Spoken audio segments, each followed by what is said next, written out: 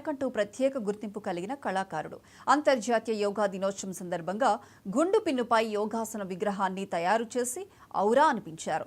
సూది మొనపై యోగాసనం వేసిన మహిళ విగ్రహాన్ని ఆవిష్కరించారు. ప్రతి ఏడాది ఇంటర్నేషనల్ యోగా డే సందర్భంగా ఒక ప్రత్యేకమైన విగ్రహాన్ని తయారు చేస్తుంటారని తెలిపారు దయాకర్.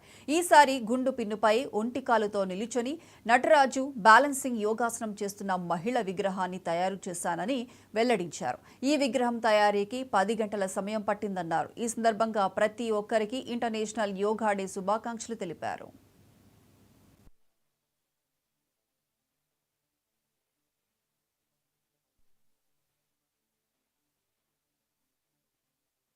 నా పేరు డాక్టర్ గురం దయాకర్. నేను జగిత్యాల వాసిని. నేను గత కొన్ని సంవత్సరాల నుంచి మైక్రో ఆర్టిస్ట్ వర్క్ చేస్తున్నాను. అలాగే ప్రతి సంవత్సరం మన ఇంటర్నేషనల్ యోగా డే సందర్భంగా నేను ఒక ప్రత్యేకమైన విగ్రహాన్ని తయారు చేస్తాను. లాస్ట్ టైం నేను సూది మొనపై ఒక మహిళ నిల్చొని యోగా చేస్తున్నట్టు తయారు చేశాను బంగారంతో.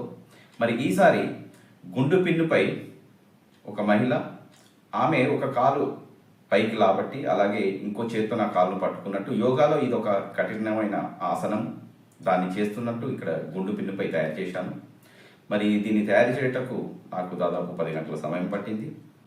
మరి దీన్ని నేను పెన్సిల్, నైలాన్ కలర్స్ అలాగే ఇతర పదార్థాలు వాడి దీన్ని తయారు చేశాను.